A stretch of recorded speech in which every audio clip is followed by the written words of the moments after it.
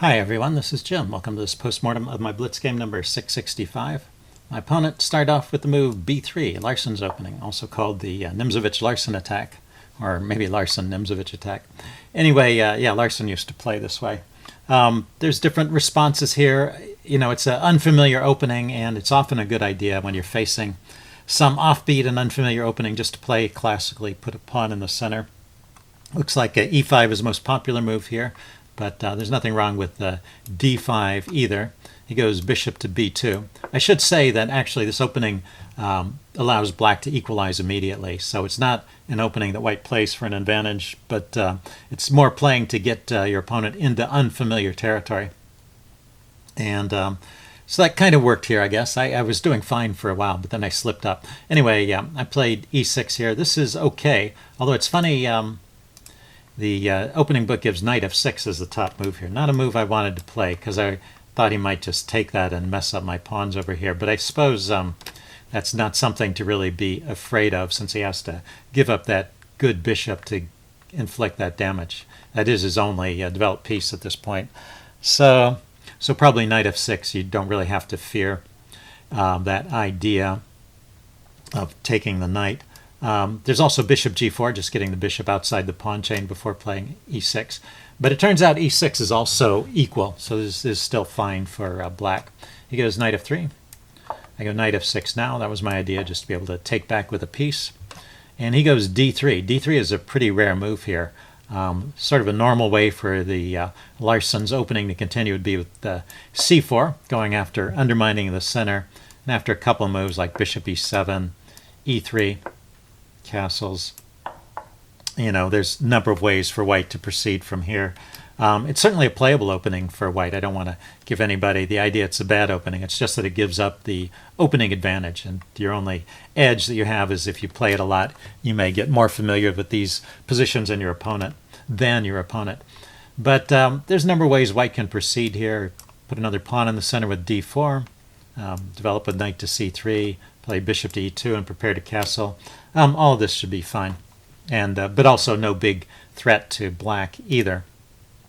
Okay, so let's go back to the game. He played d3, and that's kind of a strange move. It's creating all of these dark squared weaknesses. Although I did not find a good way to exploit those in the game, so maybe it's not a big deal. And the evaluation still stays in the range of around even. So I go bishop e7. I could have gone c5 immediately there. That would have been an idea. But I get c5 in a move or two anyway. He plays knight bd2. I castle. He goes g3, going for the double fianchetto. I play c5 now, so I've just got more space in the center. Bishop to g2, knight c6. So this is a very comfortable position for black. And white is going to try and snipe the center later, I guess. Yeah, he's going to set up for e5 and play e5. See, I went b6 here. He goes rook e1, bishop b7, and now he goes e4. Yeah, e4 is what I meant to say. He plays e4. That's his plan, to try and get some things going in the center. So the best move here, checking it with the chess engine, is to play d4. Just shut down this bishop. And if he pushes on with the pawn, it also opened up the d5 square. And so you get this knight on a pretty nice square here, knight to d5, similar to what happened in the game, but there were some more open lines in the game because I exchanged instead of pushing, and so that allowed his pieces to be more active compared to a line like this. Of course, he doesn't have to push the pawn right away. The engine suggests the best move is knight to c4, and it gives this line his best play. So this knight drops back. He plays e5 now. It's got a lot of pieces on e5. I can't stop that from happening. I go b5, kicking the knight. He drops in here, and I take the knight. And this leaves black with a pretty big advantage. Compared to the game, there's no open lines, and this pawn is not under fire. And this pawn is isolated and behind enemy lines, so I'll probably round that up. So this is pretty much a +1 advantage for black there. Okay, but well, I took, and he takes back, so we're still in the range of about even. I went queen c7, goes e5 now, and I get this square and d5 for my knight, and he plays knight to c4, obviously looking at hopping into the d6 square. So I first play rook a to d8 to be able to just take it off there. And also looking at his queen. He goes queen to e2. And now I play b5, which is a misjudgment on my part. The line, the way it goes, if he had taken that pawn after I took his d pawn, he would be in pretty good shape. Let's see, I'll get to that later. So there are other alternatives besides b5 here. Just a normal move like bishop to a6 is probably fine. And that pins the knight and it prepares b5 where I can play it in a way where that pawn won't be loose at the end. So that would be a simple way to play. The chess engine also found a very tricky tactical line I thought was interesting. You play knight to d4, which I didn't want to play because it loses a pawn here, but there's a great tactic at the end. So knight takes, pawn takes, bishop takes. In this position right here, you have the great move, knight to f4. So this is a triple attack. It's attacking the queen, it's attacking this bishop, which is double attacked, right? It's got the bishop and the knight on it, so that's really loose. And also the rook is attacking this bishop. So there's three pieces hanging here in this position. So that forces the knight to be taken. There's no other response that deals with all the issues. And then you can grab the bishop with the rook. And this is a position, well, let's see, white can throw in a couple of exchanges and defend his pawn over here. But this is a position where white is a pawn up. He still has this extra pawn, but black is very active, and the chess engine prefers black here. Also because the king side has been weakened. The f-pawns are doubled, and black's pieces are active. So would have been an interesting way to play if I had spotted that idea. But, well, that's hard to see. Anyway, but b5 is a mistake because of this. After he goes here, this is all correct. I take, he takes. And now right here, he should just play queen takes b5. And white is better. The material is even, so that was what I thought. I got rid of this annoying pawn here, which is preventing me from placing a knight on f6, and just kind of a general pain.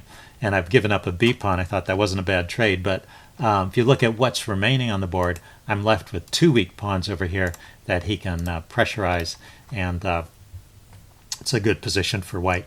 So anyway, that was just a misjudgment on my part, but he didn't take advantage of that. He instead of playing, I played b5. He played knight d6. We went down this path. I took, he took. I took with the rook, and then instead of grabbing the pawn, he played knight to e5. And actually, this kind of lets me off the hook, although I immediately blunder. So b5 was a positional kind of mistake. The next move, knight takes e5, is just an outright blunder. So, but there are some interesting moves here. I don't have to take that knight. In fact, I'm better in a couple of lines. One is just f6. That's probably the simple way to play. Just kick that knight back and keep control of that e5 square so he can't play bishop to e5. Another interesting way to play is knight to d4. That blocks the bishop and prevents it from coming to e5. And then if he trades to try and weaken my pawns, and he can also grab over here. Let's see, I'm a pawn up. Yeah, so this results in equal pawns. I've got two pawns over here, and he has two pawns over here. So it's a materially equal position, but I get to chase his queen around is the point after this. And my pawns aren't as weak as we saw in the previous line. In fact, this pawn is pretty dangerous. His queen is a little bit low on squares, and I can harass it some more with moves like knight to c3. So this would be good for black. Both those lines are good for black. So I'm doing fine, actually, in this game up until here. And then after this, I'm losing. So he just takes back. You know, I saw that he was going to take back. I just thought he was going to take back with the queen because of this battery-threatening mate. And I had calculated that I have f6 there to chase his queen away, and my rook is defending e6. So all that is true, but it ignores the simple idea of bishop takes and skewering these pieces. So my b pawn is still hanging. There's no way to prevent him from taking the bishop. So I played a6, and then he exchanged. And then right here there's a tactic where he could really finish the game in style, and he missed this tactic. So here's your tactics quiz for this video. What's the best move for white here? Okay, pause the video if you want time to think about it. I'm going to give the answer away now. The answer is C5. C4. The answer is C4. The thing is that there's a pin on this knight because the exchanges, if we back up a little bit, when he took my rook and I took back with the queen, which is the only way to take back, it left this bishop loose. My queen had been defending it, but now it's loose. So C4 is just going to win a piece. I take, he takes, I move the knight somewhere, and he grabs the bishop. There's no way around it, and he'll just be a piece up. So anyway, that would have been game over. But instead, he played rook a to d1, and now it's just not so clear. He's a exchange up, but I have a pawn for the exchange, and the game continues. Basically, that having a pawn for the exchange is enough to allow you to keep playing and have chances. And sometimes it's even better, but I don't have any other compensation. I'm just a pawn for the exchange. So white is better and probably should still win. But of course, being a piece up is much better than being the exchange up for a pawn. Anyway, the next few moves, let's go through them kind of quickly. Not a whole lot is happening here. He chases me around and allows this trade. And then right here, he starts taking pawns, and these actually help me. So he's better up to this point, and then after these exchanges, it's pretty near equal. So that was just sort of a positional misjudgment on his part, and now I don't think he's winning anymore. This is a game which is close to equal, slightly better for white. So around there. Let's go forward a few more moves. He lets me get c3 in. And then after a3, it's definitely equal. The chess engine rates it all as 0, 0, 0. But it thinks that to play on and keep any kind of edge, he has to actually give up the exchange at this point. So that's how strong my passed pawn has become. And in this position, white's a little better because of the outside passed pawn. If white could magically get all the pieces off the board, he could win with that. But with the heavy pieces on, this is probably a draw. Anyway, he played a3 here. I went with h6. Let's just go forward a few more moves. There's just a whole bunch of maneuvering. And then at this point, queen to f3, he actually starts to lose. So he could hold on to his a-pawn. That's the problem with that move, queen f3. It gives up the a-pawn.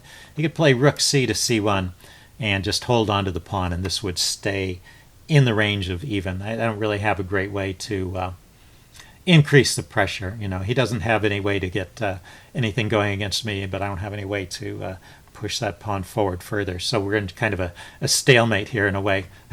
not a technical stalemate, but just a position where neither side can make progress. So the game would likely end in a draw. Anyway, in this position he played queen to f3 instead of rook to c1. And that just gives up a pawn. And from here on out, I'm winning. So this is, get this exchange. It's 2 pawns for the exchange, and this is a really powerful pawn because the only way he can ever get it back is by giving up his rook for the knight, and then I'll stay a pawn up after that. So anyway, let's continue. Again, there's a bunch of maneuvering. It's a bit tricky. And it's a long game, so I don't want to go over every move in great detail. We get to one critical point here, but I just sort of gradually make progress with the pawn, the queen, and the knight against his king. And notice that because he was tied down, I guess this is the point, he's tied down defending that pawn. He's limited in what he can do with his pieces, and that gives me the freedom to move my pawns forward and create more weaknesses. So that's my strategy here. You keep your opponent tied down, and you push your pawns forward and try to create some more weaknesses to attack. And that worked with this move, f4. I finally get in, and he starts to fall apart at this point. Rook to c1, and I played f3. But f3 was not the strongest move here. I thought it was interesting because it set up some tactical ideas along the second rank. But f takes g3 is even stronger, and I thought these lines were kind of cute. So first of all, if he takes with the pawn, which is maybe the more natural way to play, then I just push on with e4, and now I've got two passed pawns, and he can't stop them. And I also have this square on d3 that I can use to chase his queen away. So that's just pretty simply winning.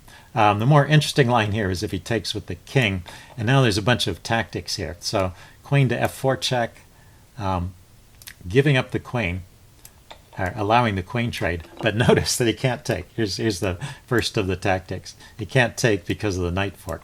Boom. So he has to move his king back, and he has to be very careful where he moves his king to. If he moves his king to one of these light squares, for example, then knight to d3 is winning.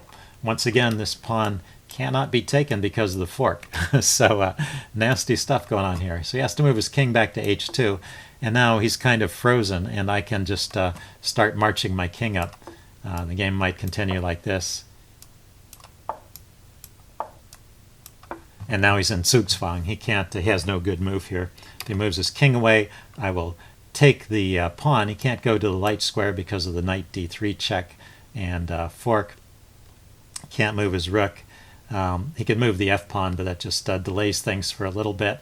So this is just winning for black. So that's the cleanest win. f3 probably winning as well. Let's see, he played queen e3, which was not the stiffest defense because he took the pressure off this pawn. That let me play knight to d3. And that is winning, so he resigned at this point. Anyway, it was a fun game. A great comeback after some pretty terrible play early on. Hope you guys enjoyed this video. Leave any comments you have in the section below, and I'll see you again soon. Bye.